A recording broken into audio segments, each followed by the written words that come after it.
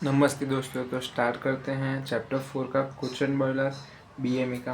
और question boiler is a vertical multitubular and fire tube boiler. अब vertical कैसे हुआ? अब जो इसका जो टब वाला जो एरिया मतलब जो मेन इसका जो एरिया है वो आप देखोगे तो आपको वर्टिकल मतलब खड़ा जैसा लगेगा, इसके लिए vertical area. Multi tubular boiler multi tubular क्यों? क्योंकि इसमें एक से ज़्यादा ट्यूब है। ये 1 2 3 4 5 6 ट्यूब है, इसके लिए मल्टी ट्यूबुलर। एक से ज़्यादा ट्यूब, इसके लिए फायर ट्यूब बॉयलर। अब इसमें ये जो अंदर जो ट्यूब के अंदर है फायर फ्लो होती है, हॉट गैसेस फ्लो होती है, इसके लिए हम इसको fire tube boiler is one of the simplest and commonly used small capacity boiler. मतलब कम कैपेसिटी का एकदम सिंपल और बहुत ज़्यादा कॉमन यूज़ होता है वो ये बॉयलर है। इसका कंस्ट्रक्शन ये स्क्रीनशॉट लेते रहना और लिखते रहना। चलिए, question boiler has a vertical cylindrical shell. और जो इसका जो सेल है वो वर्टिकल है, वो ऐसे खड़ा, और सिलेंड्रिकल जैसे सिलेंडर तो आपने देखा ही होगा उस शेप का है। अब इसके अंदर जो lower part way fuel is burn on a grade. अब ये इंटरनली फर्नेस, अब इसमें फर्नेस अंदर है, इसलिए क्लासिफिकेशन में आपने देखा होगा। जो नहीं देखा तो इसका पहले का इंट्रोडक्शन वीडियो देख लेना। तो उसके अंदर है फ्यूल, तो इसके लिए इसके अंदर है फर्नेस, तो ये बना कौन सा? Internally fired boiler. Horizontal fire tubes carry hot gases through water to generate. अब इसमें क्या है, फायर ट्यूब बॉयलर है, मतलब अंदर जो हॉट ट्यूब के अंदर हॉट गैसेस पास होगी और आजू बाजू क्या वाटर होगा, क्या स्टीम प्रोड्यूस करने के लिए। Water surround the furnace and tubes and steam collect the top of the cell.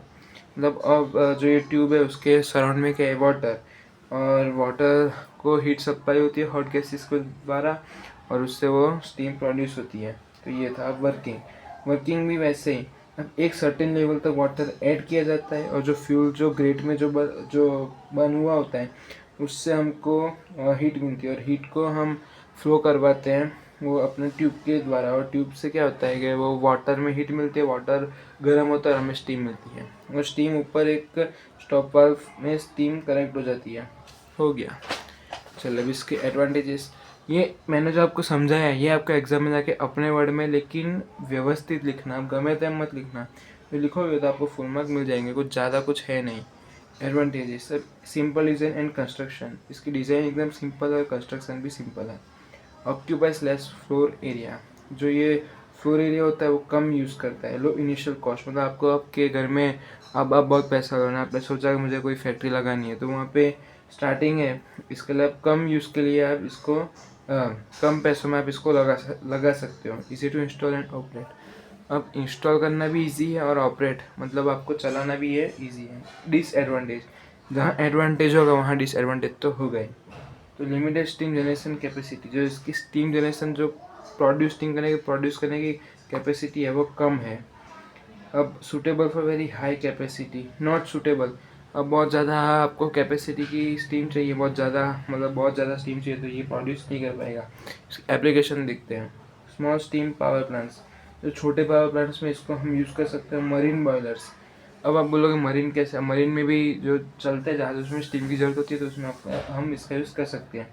Small industrial heating, अब इंडस्ट्री में जो कम हीटिंग होती है वहाँ पे ये चलेगा। अब देखते हैं Lancashire boiler. Lancashire is horizontal internally fired and fire tube boiler. अब हॉरिजॉन्टल मतलब जो उसका एग्जिस्ट होगा वो हॉरिजॉन्टल होगा। देखिए ये इसका एग्जिस्ट हॉरिजॉन्टल है, इसके लिए हॉरिजॉन्टल।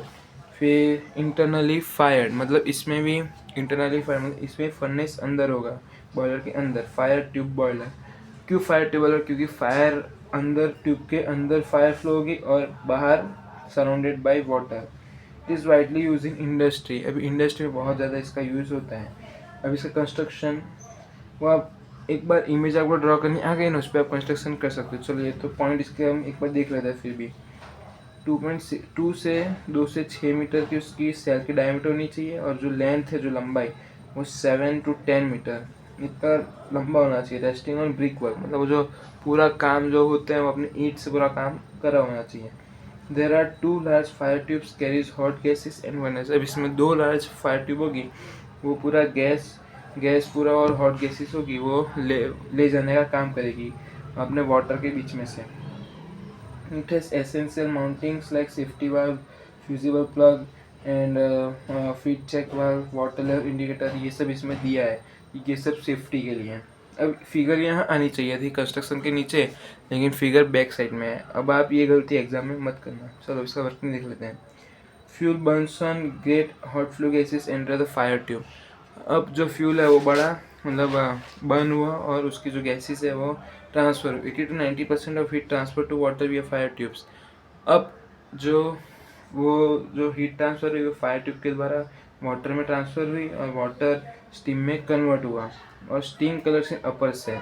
अब स्टीम अपर सेल में कलेक्ट हो गई। बहुत ही गंदी ड्राइंग है, लेकिन इतनी भी गंदी नहीं है कि आपको समझ में ना आए, तो ये देख लीजिएगा, ड्रॉ कर दीजिएगा, नोट बनाते रहना। चलिए अब इसके एडवांटेज देख लेते हैं। Simple and reliable design with high thermal efficiency.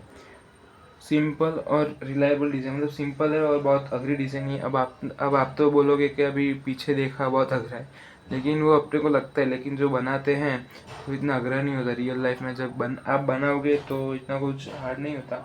With high thermal efficiency, इसे थर्मल एफिशिएंसी अच्छी होती है, मतलब जो हीट जो कैरी करने की जो एफिशिएंसी होती है वो easy to operate and maintain, चलाना ईजी है, ऑपरेट करना ईजी है। Capable to meet variable loads. अब इसमें फॉर एग्जांपल कभी लोड ज़्यादा आ गया तो अभी ये काम कर लेगी, ऐसा नहीं कि फूक गई कि बढ़ गई, ऐसा कुछ नहीं होता इसमें। डिसएडवांटेजेस, अब इसके डिसएडवांटेज देखते। रिक्वायर सिग्निफिकेंट फ्लोर स्पेस, ज़्यादा फ्लोर स्पेस चाहिए। स्लोअर स्टीम जनरेशन का जो रेट है वो स्लो है। और समटाइम देयर आर लीकेजेस, अब इसमें लीकेज रहने का एक खतरा रहता है। अब इसको भी हम पावर प्लांट में यूज़ करते हैं और processing in various industry. Sugar industry में स्टीम के लिए हम इसका यूज़ करते हैं। It provide steam for cooking, pulp and drawing seeds and paper industry.